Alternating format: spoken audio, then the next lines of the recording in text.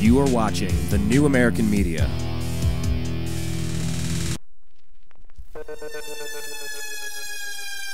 Live from the Milky Way galaxy, the solar system, planet Earth, the United States of America, Los Angeles, California, to be very specific. Hello, everybody. Welcome to Agree to Disagree here on thenewamericanmedia.com. I'm your host, Brian Engelman. Thank you for joining us today. If you would like to stay connected with us, well, then we consider you a friend, and a smart friend at that. But you got to know how to do it. So there are several ways. Go ahead and check out our homepage, thenewamericanmedia.com. Follow us on Twitter. We're at American_media_. Go on Facebook and search thenewamericanmedia.com. Actually, just search The New American Media. That'll work. And then YouTube. Subscribe to our YouTube channel, youtube.com/thenewamericanmedia, where we post our archived shows, as well as on thenewamericanmedia.com. So definitely link up with us. We would appreciate that. Linking up seems to be... just seems like an important thing to be doing right now. You look at the aftermath of Hurricane Sandy. You know, you got to link up with people. Don't rely on the government. Don't wait for someone to bail you out. Have a plan. You know, link up with your friends. Link up with your family. Link up with your church. Link up with people in your neighborhood. Link up with people you... Just link up. You know, and we're going to be bringing somebody on the show today, Dr. Jose Jaramillo. We linked up with him... What was this? This would have been January, I believe, at the Conscious Life Expo. And Dr. Jose Jaramillo is he's an interesting man that we like linking up with. He's been the host of a radio show in San Diego called Ancient Mexico for several years. He's a lecturer. He does workshops on the Mayan calendar, and he takes tours to the ancient sites. Very interesting fellow, but we're about a month away from December 21st, 2012. What the heck does that even mean? What does it mean? I don't know. Does he know? Do you know? Anything? Something? Nothing? It's an interesting topic, because a lot of people say there's a convergence. A convergence of things going on. Sorry, I was listening to that outro, the bass line over there. Forgive me, that was called Calm Before the Storm. Good stuff there. But what we're going to do, we're going to go ahead and just jump right to Dr. Jose Jaramillo. Bring him into the program.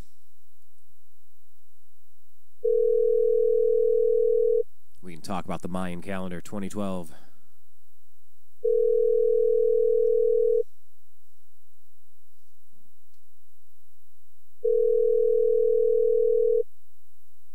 Love this part of the show.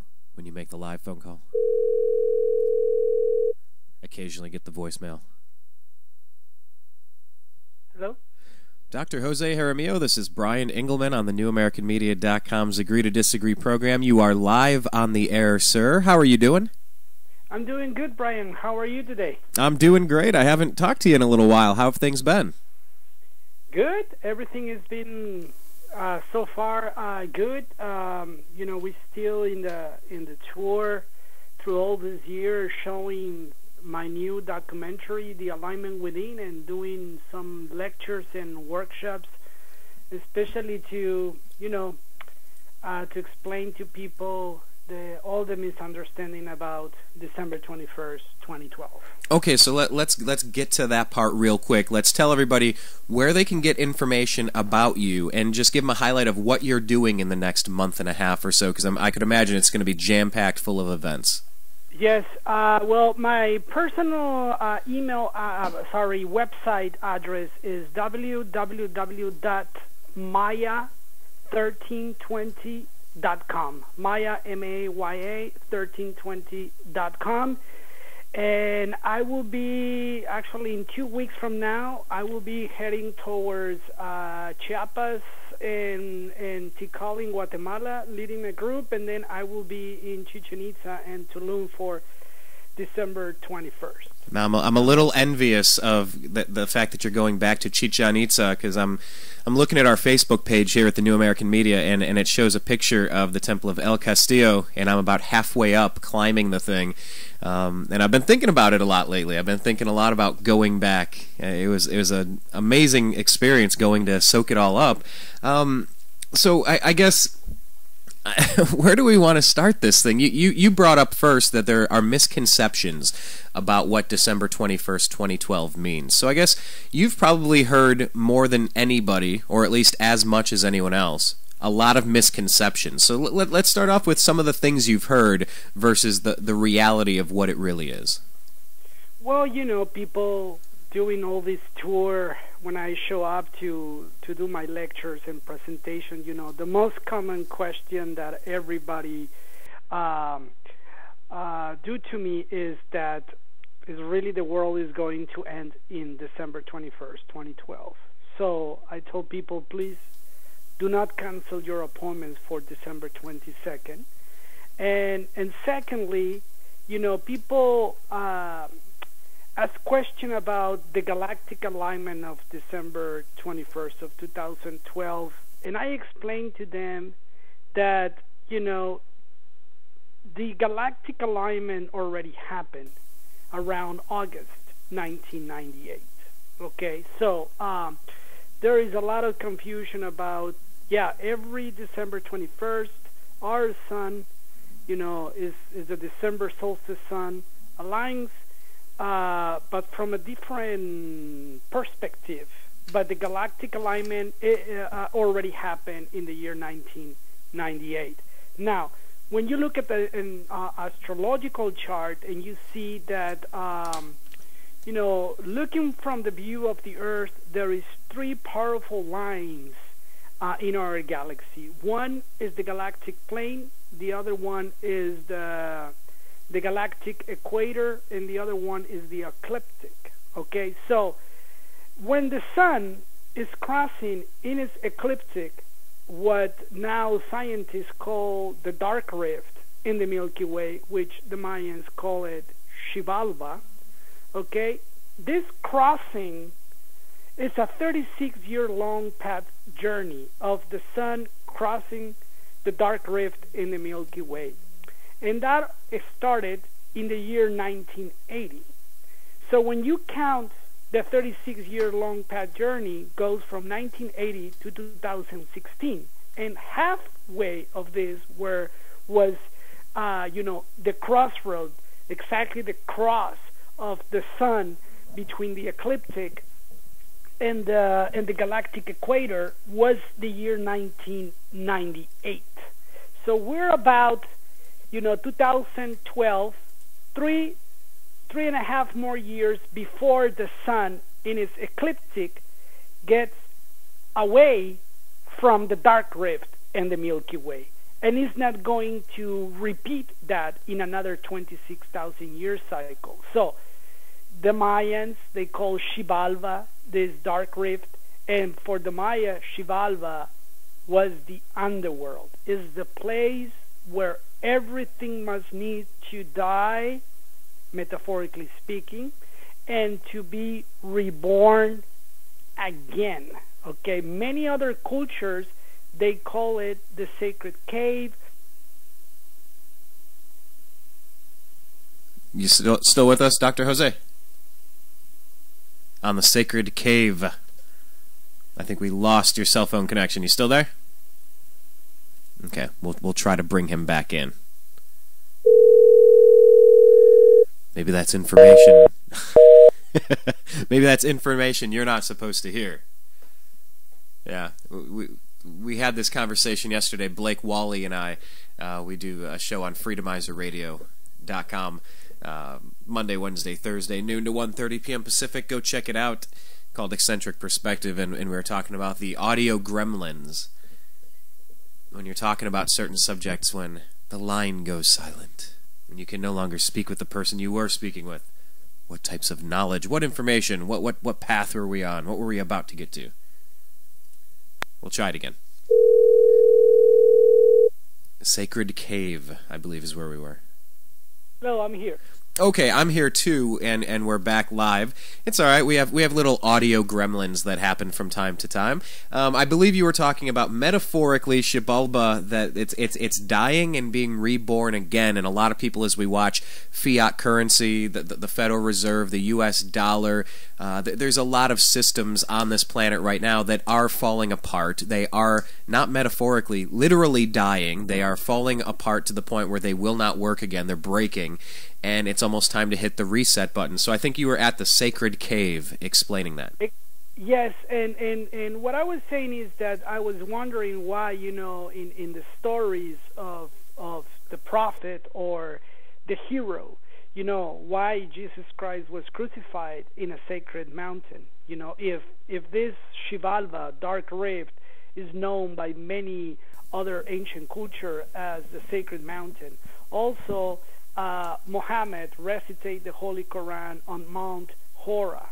So I'm wondering why this mountain is so important in the history or in the stories of a certain prophet or a certain heroes for different cultures. Quetzalcoatl was born in a sacred cave, which the Dark Rift is also known by many ancient culture as a sacred cave.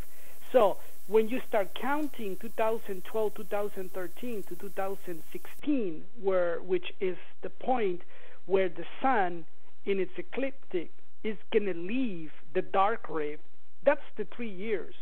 That's the number that they talks about, the 3 days, the 3 months, the 3 years, the 3 hours.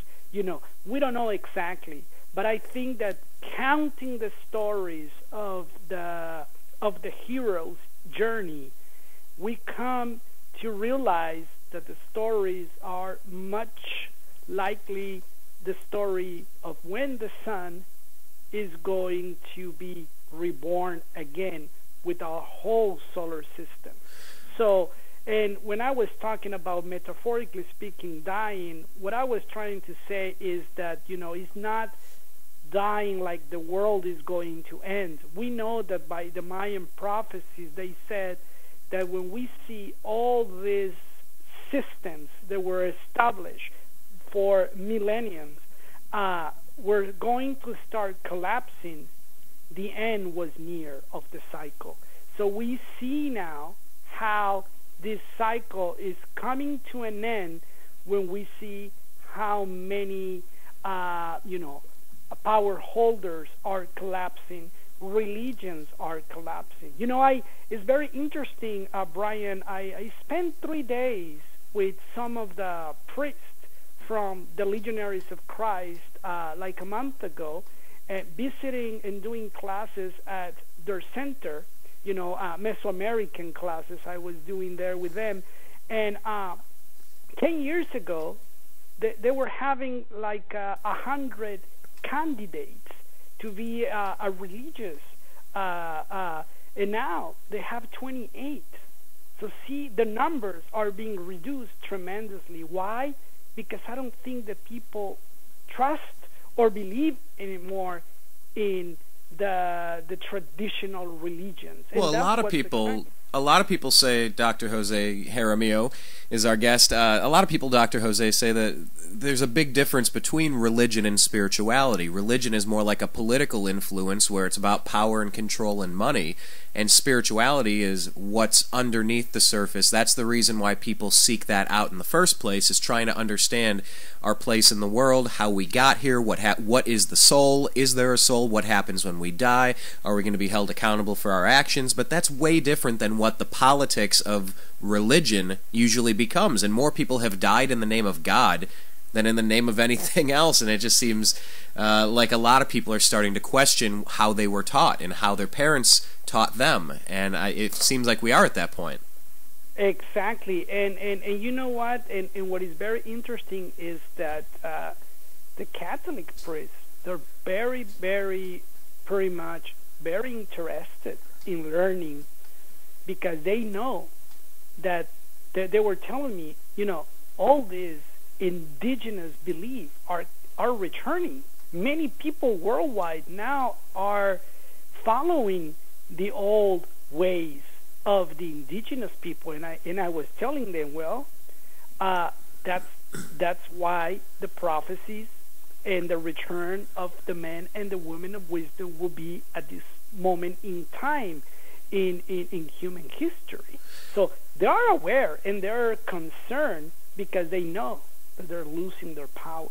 So I think that that's the point where we're reaching right now, and I think that we're going to be, experiencing many wonderful things in the next few months, or I will say from here all the way to March 2013, we're going to see many, many, many changes in the world. Well, that's what I was going to ask you, I have a couple. We got some questions coming in. If you want to send your questions, just do that on Twitter. We're at American_media_. Send us a message. We'll get that to ask Dr. Jose Jaramillo.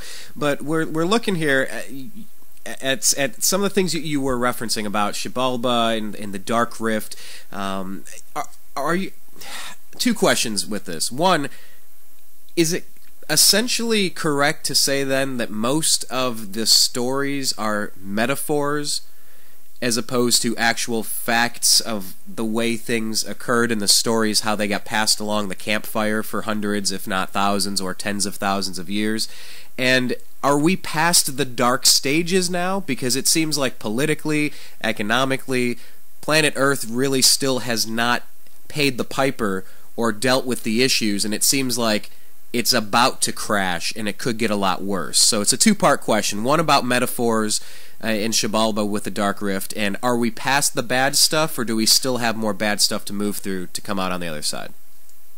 Well, I think that, Brian, we're going to see many, many changes that most people will not like to see that are going to happen. I think that in just looking from the patterns, from geological patterns in nature from the past, we can pretty much have the right tools to predict what can happen in the future, and that's how the Mayans they did it, and many other civilizations. Why I'm saying this? Okay. We need to pay attention. First of all, I don't want people to misunderstand that I'm promoting that, yes, the world is going to come to an end. No, I don't say that the world is going to come to an end. But what I'm saying is that there is enough evidence to say that the world is cleansing, and the world we're going to presence a lot of changes in the world based on the four elements in nature, okay? And when I'm saying this is because, people that are familiar about the Venus transit of June 8, 2004, and this is a pattern that I was reviewing and checking with other friends like Patrick Garrell, like Andrew Collins, like Dr. Willie Gaspar, and many other friends that that we know that we are approaching a very interesting time in human history, and looking the patterns in nature.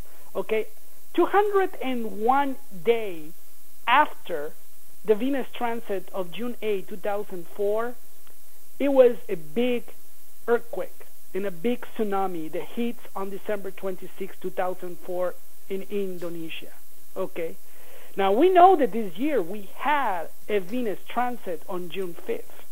So when you count the pattern of 201 days in the future, that bring us to December 23rd, 2012. Okay? Now, in other events in the past, like the Venus transit of 1875 and 1882 in the months of December, when you look at the geological patterns, there were some earthquakes and tsunamis around these dates after the Venus transit of 1875 and 1882. So it is not a coincidence that Venus was a very important astrological marker for the Mayans. When Venus is in a certain position, means watch out. You should take care of yourself because something big is approaching to us. So that's what a lot of people are feeling now, myself included, is that it's time to, there's a show called Doomsday Preppers. Some people take it a little too far, but you look at Hurricane Sandy. Well, why didn't everybody in the path of the storm have enough food and water and medicine and a backup plan and a way to communicate and a way to check on your They didn't think about any of these things. Some of them did, but it seems like it's time to take care of yourself. Watch out. It's about to crash. There's danger on the horizon. Get ready, get prepared. That should be a good message for anyone every day of the week. Exactly, and you know what? I was on the East Coast like 15 days before Sandy was hitting, and I was in all the places. I went to Baltimore, to Philadelphia, to New Jersey, to New York, to West Hartford, and when after Sandy, I was calling to all the people that they were the producer of my events, right, just to check it out how they were doing, and all of them they were saying, I noticed that we're not prepared for something big in the case that something big happen in the near future. Right. And that's how we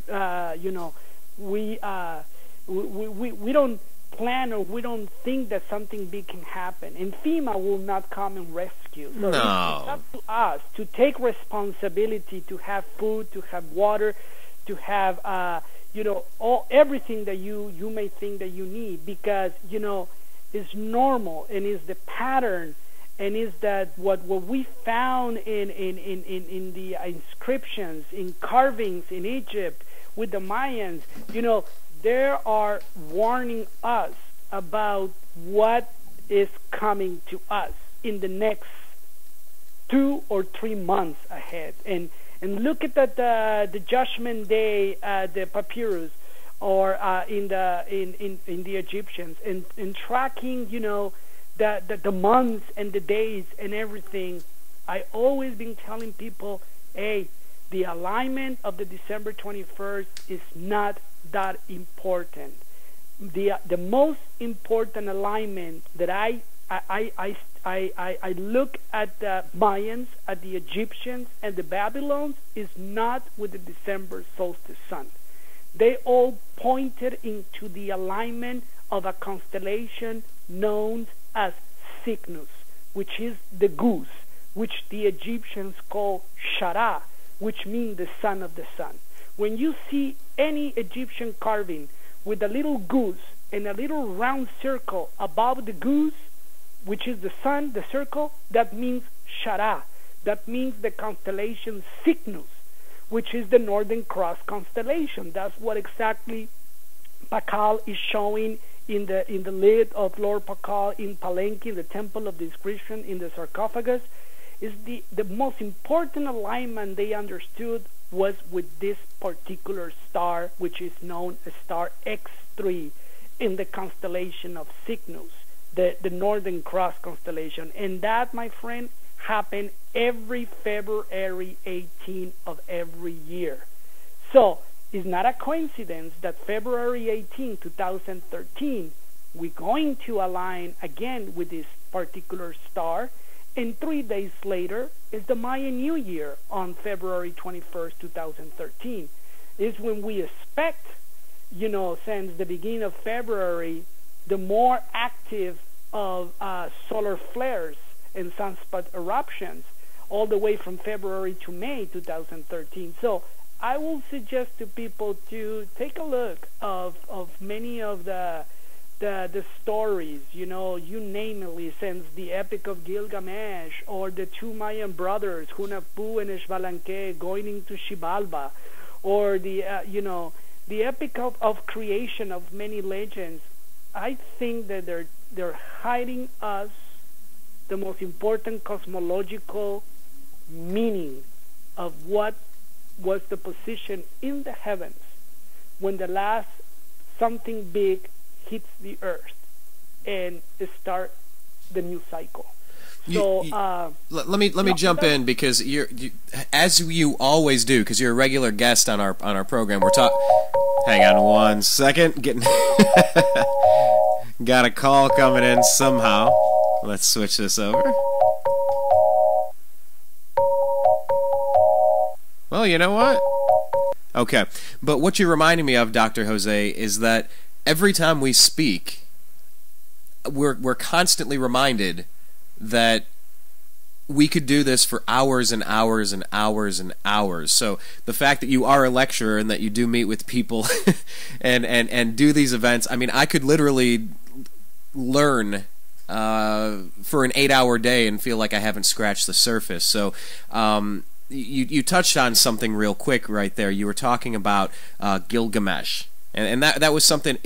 Can you just quickly, because I have a bunch of questions that people have submitted. I want to try to get to as many of these as possible here.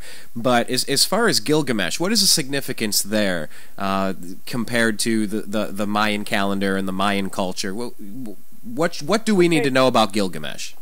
Well, Gilgamesh, he wants to reach immortality. He's 1/3 man and 2/3. He's 1/3 God and 2/3 human. Okay. And he knows that in order to reach immortality, he must need to cut the cedar forest tree of Lebanon. And why we found in that epic a humongous world tree. Why, what is the significance or the importance of a tree? Always in the creation legend. Right. And he knows that the god Enlil assigned Humbaba, which is a bull, okay, that he can hear 100 leagues away any rustling, and his breath is fire, and his mouth is flawed. Okay, so we pay attention to the significance of these words. Humbaba is a bull. He's protecting the world tree. His breath is fire, and his mouth is a flood. So he's talking about fire, maybe sunspot eruptions. And first is the sunspot eruption and the shift of the electromagnetic field, and then there is a flood. Okay, and he knows that in order to do that and to reach immortality and to be like the gods, he needs to go to the forest. But the mother was so concerned if Gilgamesh, he was going to go into this journey by itself, he probably will be killed. But they assigned his loyal companion, which is known as the Epic of Gilgamesh as Enkidu. And Enkidu is the almighty hunter who lives in the wilderness. So, which constellation is the almighty hunter? Orion.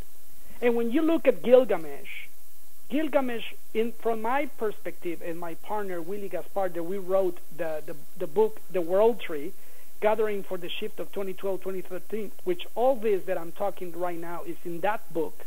You can go to Amazon and buy that book. We wanted to build a cosmic model. So Enkidu is Orion, and Gilgamesh is Perseus.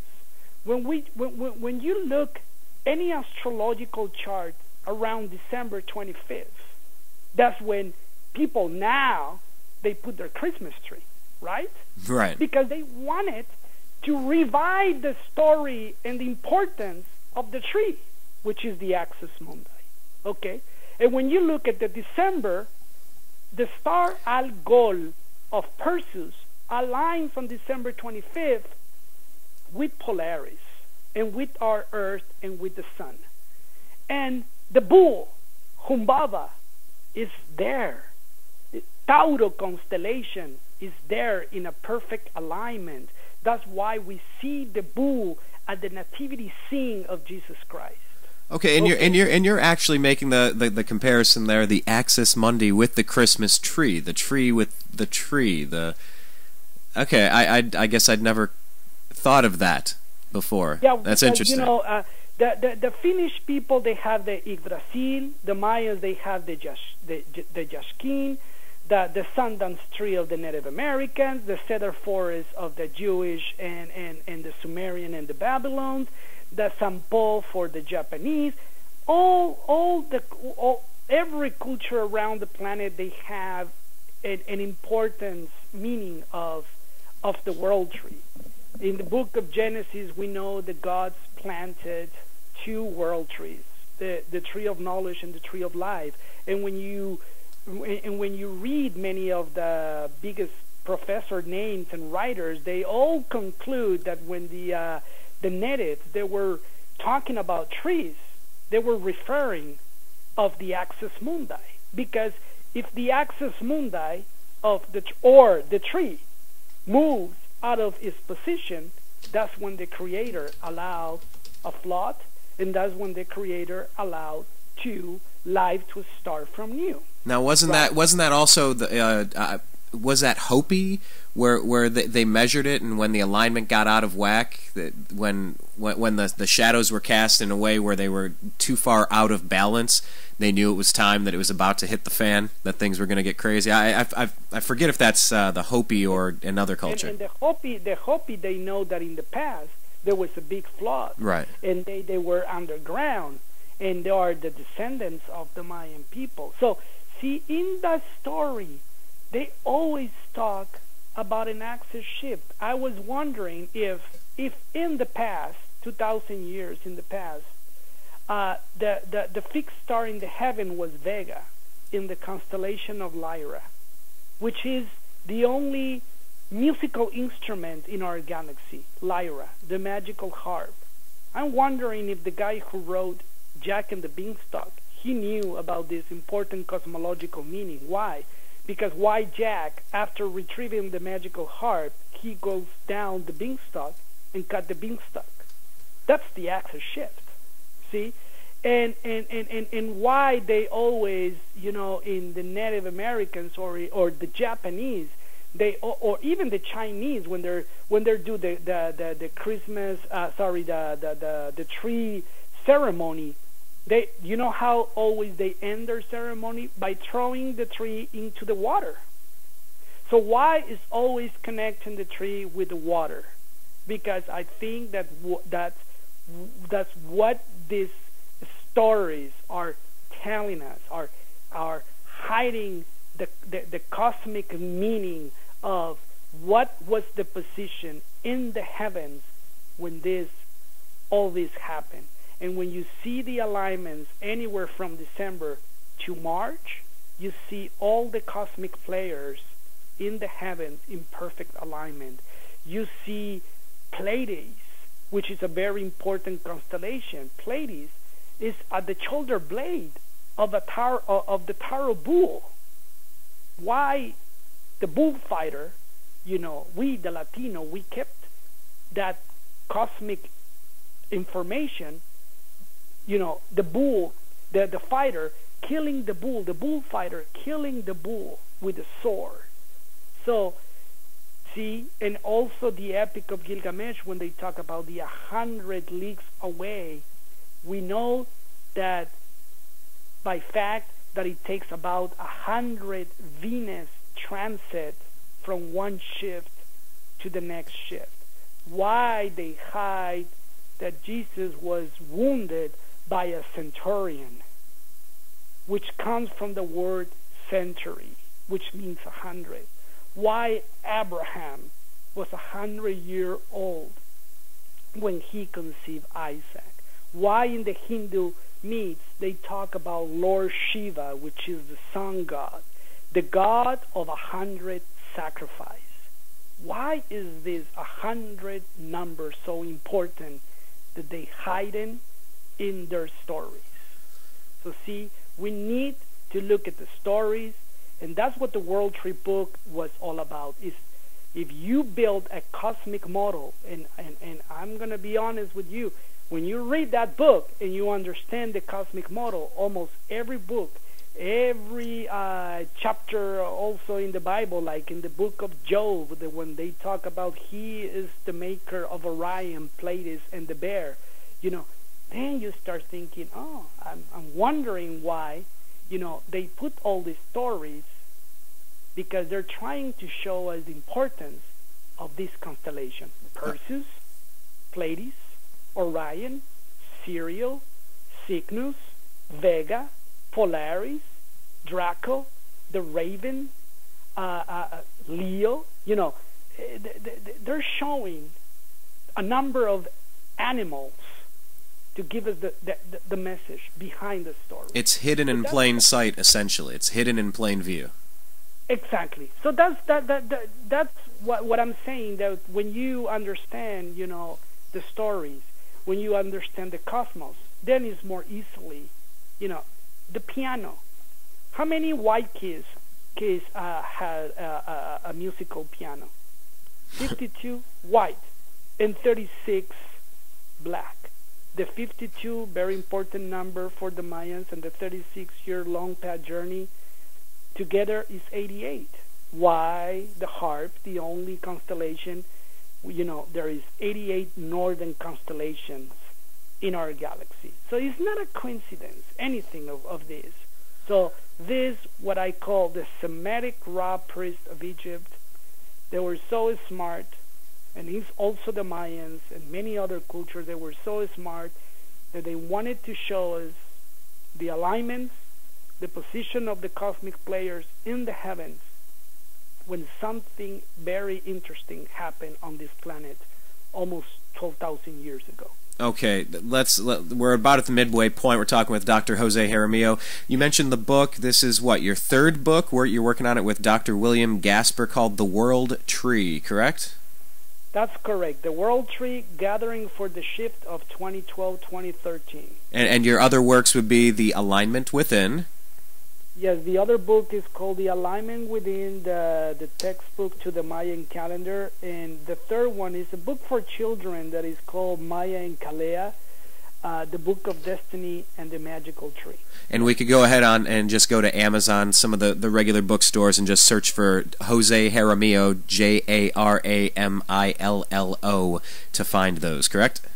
That's correct. And you know what, Brian? Not because, I'm saying it, but when I was in Seattle like a month ago, somebody that is very close with one of the others out there, and big names, I don't want to say names, but she was saying, I was very exposed with many other authors because I know them and I've been in their lectures. And she says, in my 25 years of doing and, going into lectures related with Mayan and with Egyptians, I never hear what you were saying today about all these stories and about all the alignments, and I know that nobody is talking about those things. Well, we've had you on the program multiple times, and like I said, I'm not kidding that we learn different things every time we talk to you, and we could seriously consider having conversations like this for 8 hours at a time every single day for multiple days. So, for your lectures and for you're going on a trip down there. Is there a way people can meet up with you down there if they were just saying, you know what, I'm going to go for December 21st, I want to get down there? Are you putting something together for that? Well, I'm for the trip from December 16th to the 22nd. I was hired by this organization that is called Journey for Conscious Living. They're in Arvada, so people, in order to participate, they must need to to pay the fee to be with them. So yeah, where do they get that information if they were curious? Well, I think that their website is 2012gathering.com or gathering2012.com. I think that's their website that they're doing, and I think already they have like about 100 people signing for this tour. So and we're gonna be Elizabeth Araujo, which is Tata Alejandro, the leader of the Mayan elders' wife. She will be part of this journey. Don Gaspar Shu, which is the last Mayan descendant of Uxmal. We are like 5-6 different speakers. We're gonna have lectures on the 17th, on the 18th, and then the tours to Chichen Itza and to Cova and to Tulum. So yeah, I think it's thegathering2012.com or 2012thegathering.com, somewhere in there. Just Google it and journey to the Mayan sites, and people will find it. Okay, Dr. Jose Jaramillo, I want to jump to a few things because you were talking about, kind of getting into prepping and about Hurricane Sandy. We were talking about a cosmic shift and things that could occur with sunspots and floods and this and that. I got a question from Corey Bellinger on Twitter. Says, is it true the prophecies actually talk about the end of the world as we know it and not end of the world, those being two different things? There's a NBC show called Revolution where the power stops, And for 15 years, there's no power. People say that in Egypt they used to have power, or Atlantis they had power, and then you're shocked back to the Stone Age and people forget how to live. How would you address her question about what you're expecting to happen? Because you're making it sound like we should be bracing for impact a little bit, kind of getting ready right now. Just address that however you wish. I think that yes, is going to be an end of the world as we know it, not the end of the world. I think that, but I truly feel like the changes will be, we're going to be moving into a very important 13 years of human history, from 2013 to 2026. I think from this period of time, we're going to see a lot of changes. And because the way that we're being leading this planet, we know and we feel in our hearts that that's not the way that it's supposed to. So I think that, with the 2012 phenomenon, I think that we're going to start looking at many drastic decisions and changes in the world. What do you think some of the most shocking or jarring or difficult changes are going to be, if there were a couple of the most important ones as you see it? Well, I think that one of the ones that we're going to see is that the Catholic Church will lose definitely their power in the world. And secondly, I think that many of the power holders will be shaking after many devastations in their countries. That's the two most important things, and that's when people will start realizing what we have done, what we need to do in order to regain and to really work together as a species. I pulled up the website, by the way, thegatheringmexico2012.com. Thegatheringmexico2012.com. There is your name, Dr. Jose Jaramillo, celebrating the past, co-creating the future at this powerful time in the magical land of the Mayans, December 16 through 22, 2012, at the winter solstice. So go ahead and check that out, thegatheringmexico2012.com. But Dr. Jose, you said you were talking about people losing their power. Is this ultimately going to be a good thing? I think so, because while many of the power holders and many of these important countries are losing their power, many people worldwide are going to gain more spiritual power. That's the very important key in all of this, is that we have in our hands on December 21st, 2012, because many people will be, worldwide, in many places in the world, doing ceremonies, doing meditation, doing singing, dancing, and everything, honoring oneness and celebrating. I think that is going to be an important opportunity. I think it's like a doorway that we're all going to enter, and it's up to us that we can change and we can switch things around, but it's up to us. And we should not get caught in what the power holders are doing. We know who is the enemy. We know who are the ones who wants to control you. Well, and I was just going to say that you used the key word. I was just looking up an official definition of power, because it's not about being in charge, it's about controlling people. It's about imposing your will on everybody else and making them essentially a slave. If you do not do this, we'll put you in jail or we'll kill you. And it's that control, it's that power and control that, as a libertarian myself, I think that's the only way this world is going to work. That's the only way we're going to get along, is if we stop trying to tell other people and force them how they need to live their lives, as opposed to just letting us do our thing and just try to stay out of other people's way and don't harm another person. This whole control grid that we're in the surveillance state, with all the loss of civil liberties and cameras everywhere, and the Transportation Security Administration, the TSA, and searching into emails and telephone conversations. It's all creepy, it's all illegal, and they're still doing it anyway. It's hard to say, though, to not worry about what the people in power or control are doing, but it sure seems like they're gearing up to identify people that are going to be a problem. And then you mix in that they're buying, millions and millions of rounds of hollow point ammunition, and it seems like they are getting ready for something.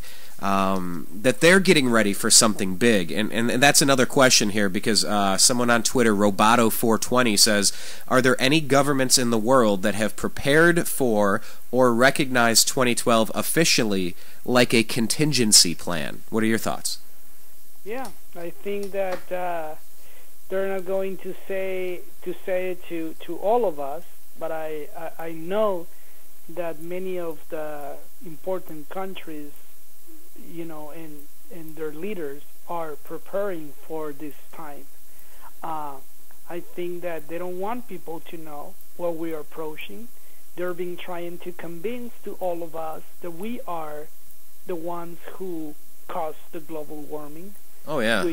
When we're not. So they always wanted to point that out, to point their finger to us, saying that we are the ones who are polluting this planet, and for the same reason there is global warming, when it's a natural cycle, but that's another topic. Well, it's a natural cycle, but it's also galactic. It's throughout the whole solar system that things are heating up, and you touched on something really important, because now with another political election being done, I'm already hearing reporters in the lapdog mainstream media trying to push for global warming initiatives. Mr. President, is there a political willpower to push for carbon taxes and kind of looking at humans as pests that need exterminated on a grand scale because we're causing the heat and the global warming, and if all of these people weren't ruining our planet, this planet would be great. And that is a dangerous philosophy. Yeah. Well, that's why we find a political scientist and the true scientists. And the political scientists are the ones who are going to be on the side of Mr. Al Gore, for example, right? But right. If Mr. Gore is so concerned about global warming, he should ride a horse or a donkey instead of being in an airplane or luxury cars, right? If he's so well, concerned. he should also get some exercise and start walking, judging by the girth of the man. But exactly. So I think that like I say, they just wanted to sell something to you. They want to sell cars who are electrical, who are greens or whatever. When we know that all this is cyclical and it has happened before and is going to happen in the future, and what we should be less concerned is about global warming. What we should be really concerned is about global cooling, because global cooling is in our footsteps. Okay, it's knocking almost our door, and people should be prepared for that. What's the best way to prepare for global cooling? What's the best way?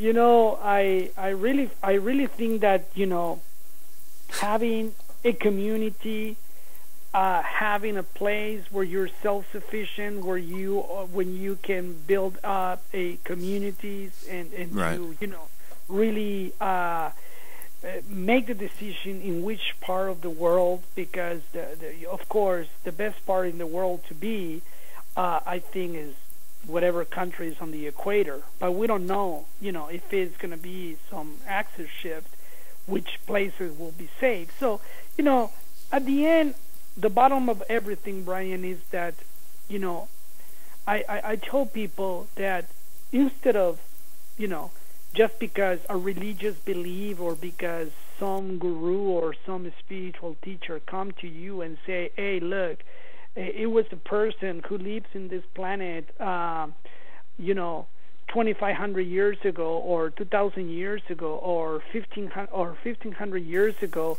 and he teaches how to be mindfulness, or how to love your neighbor, or how you should live in a righteous way. But you know what?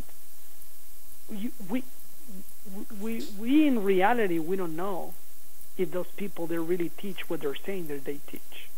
But what we know is that you are real. And most of the people are wasting their time still praying to somebody that you're not 100% sure that that person exists, or that person truly, that was his teachings. Okay, so instead of wasting time, why you don't pray to the person that you see in the mirror every morning? Why you don't elevate that person into the title of God or Goddess, and to be an enlightened one, and to be one, instead of being just wasting our time in, in many other things? That's the one that you must need to address. So is the end of the gurus, is the end of that we need somebody to lead us into something better, is the time where everybody is in control of their own life. Well, when we met, Dr. Jose, when we met back in January at the Conscious Life Expo out here in Los Angeles, we talked with William Henry. I'm not sure. Have you had a chance to meet William Henry yet? No. You need to next time you get the opportunity to connect with William Henry, please do so, because when we talked with him briefly on camera, you can find the video at youtube.com/thenewamericanmedia. But William Henry was saying very similar things. We only had a few minutes with him. He was headed off to another appointment, but we got him for like 3 minutes, and he said pretty much exactly what you just said, is that, you look in the mirror, and we need to elevate ourselves, and if we subscribe to the teachings of whatever religious leader or prophet that there may have been in the past, all we're specifically in charge of is what we do that day, that moment. We're in charge of us. And if we live that way, then we're doing the things we're supposed to be doing, and we're not worrying about being hypocritical or spending time on... No, it's just an interesting concept that there's so much hypocrisy in the world of religion when it's supposed to be about spirituality and becoming a better person and helping people. People get wrapped up in the details of it sometimes. Yes, and I don't want people to misunderstand me that for me, for Jose Jaramillo, I do believe in the one force. I do believe in the one God and the creator of all. And that's the God that each one, whatever name you have for your God, you must need to address him. You don't need any intermediaries between you and him. See, so my point is that, because sometimes people, they say, oh, you sound like you're a god or no. What I'm saying is that, yeah, we are divine beings, and we we need to realize that that's who we are. But of course, there is a main God. There is somebody that is always, keep everything in order and everything in balance, which, that's what I call the Hunab Ku. The Mayans, they call Hunab Ku, and that's how we call our God, because Hun means one, and Ab is the, and Ku means God. So Hunab Ku is the one God. So, and that's what people must need to do. That's what I invite people to do, is that I think that this time is the end of the old systems, and is the beginning of something amazing that is going to happen. Of course, for some people, it's not gonna be that nice. For some people, they're gonna see so catastrophic. But for some other, this is something that we're already expecting, and that's why it's gonna be normal. It's gonna be simple. The transition is going to be easy going and everything. But it will depend in the level of enlightenment, in the level of awakening of each person, is at this time in their life. Well, you talk about enlightenment, and that's a really nice segue for another question we got from Blake Wally. He's the gentleman I co-host a radio show with on the Freedomizer Radio Network on Mondays from noon to 1:30 p.m. Pacific. Blake asked a question. He said, will Earth split into a third and fourth dimension where the quote-unquote enlightened move on to the fourth dimension and everyone else is left behind? kind of like a spiritual rapture of sorts. Very interesting, because I think that people that are in tune with, from my perspective, we call it the Mayan calendar, which is our spiritual tool that we use to understand who we are. Many others, they need other things, but I think that there are many people already that we are already vibrating or feeling the influence of the four-dimensional aspect of our lives. And the third-dimensional physical aspect is not longer relevant to us. So I think that people who are, still worry about their 401ks and if they have or they don't have, equity in their houses, and all these people and who lives in fear, and they're still vibrating in the third physical dimension. But those who are more into an understanding that we're endless spirit, and if this is the time for all of us to go and maybe reincarnate in another time, that's okay, and I think that that's one of the most important things that people should be realized. What in reality is important to me? What in reality is important for one person who reach the enlightenment or this state of a being. So I think that going back to that question, I think that those who we are in that path, we're gonna see the split between the three physical dimension and the four dimension of time and spirit, and and being what we like to do and with the people that we want to be. So I think that it's going to be amazing. Well, you know what? Three things come to mind quickly here, because we're just about out of time with Dr. Jose Jaramillo. But yesterday I had a conversation with my neighbor, and her and I were talking about bankers and all of the shady, immoral things going on, the lies, the manipulation. And she said, well, they always win, and they take, and the system is rigged so that nobody gets anything but them. And we were having this conversation. It was back and forth. It wasn't just her saying these things. I definitely had opinions of my own that did not conflict necessarily with what she was saying. And I said, no. Check this out. It's going to be good. This is going to work for us. This system is collapsing. It's falling. It cannot work anymore. The power, the control, the manipulation, it's done. It's over. It might get a little dicey for a little bit, but it's over. They're not going to win because they're bad people. They're doing bad things. They're hurting people. That will not win out in the long run. This is going to be better on the other side. And then two other things kind of related to that. The radio host Alex Jones was talking about seceding from the Union because all 50 states are saying, there's so much going on a federal level that this isn't healthy for the nation anymore. We need to get back to something healthy where the individual has liberty. And Ron Paul was saying goodbye to Congress the other day as well, doing his farewell speech, talking about all of these systems that are collapsing and going away, these things that no longer work. It seems like there's a convergence right now, Dr. Jose. We have about a minute left. Can you just speak to that it seems like everything is converging at this one point, and it really seems to be centered around December 21st, 2012. Final piece of advice to people that are gearing up for this momentous occasion, December 21st, 2012. For all of them, is just to enjoy the here and the now, because this is the only moment that is really real for all of us, and to live each moment and each day just day by day and moment by moment, and to enjoy our family, our friends, and to really come together, honoring the diversity, not to judge anyone.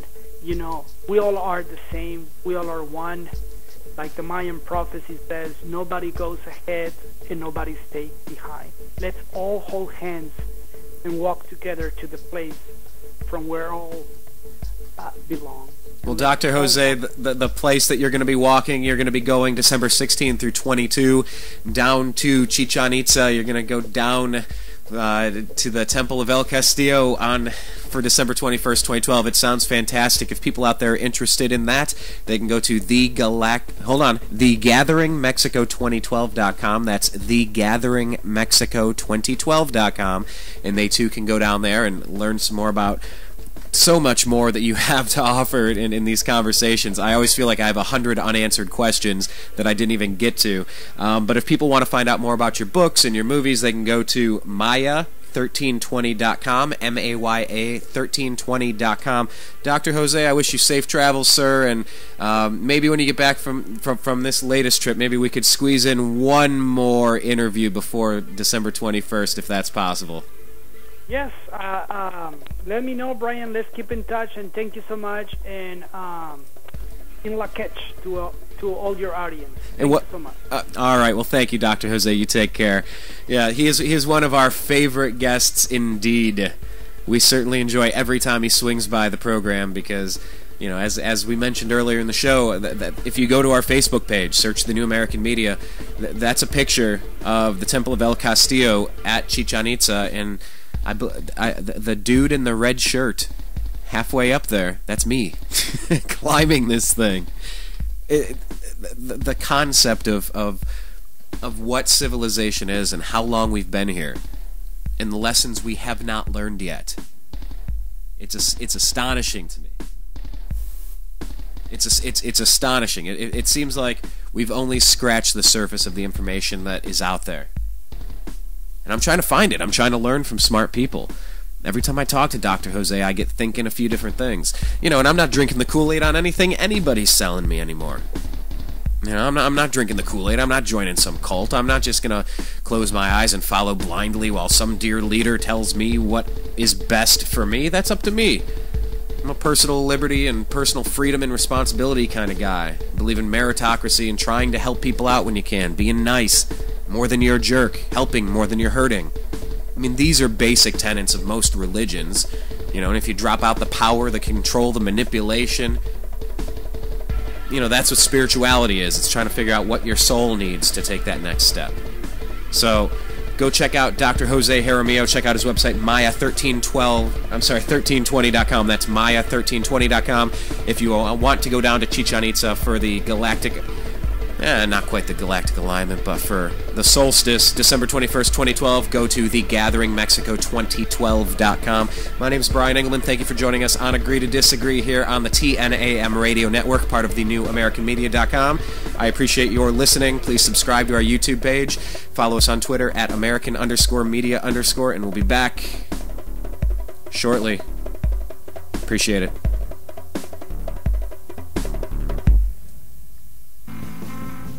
You are listening to the New American Media.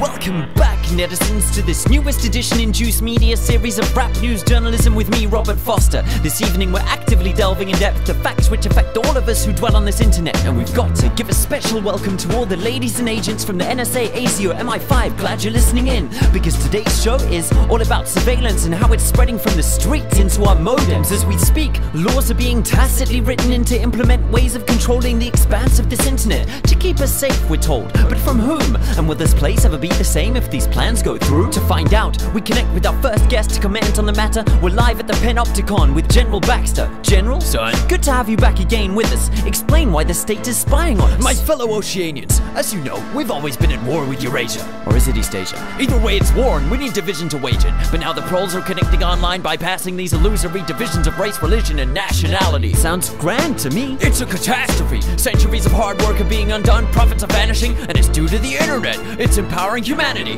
We need to get this snafu under control rapidly. How? Behold the latest weapon in the war of terror. Our greatest invention since 9/11. Guaranteed to keep us free and safe forever. I give you the surveillance state, ladies and generals.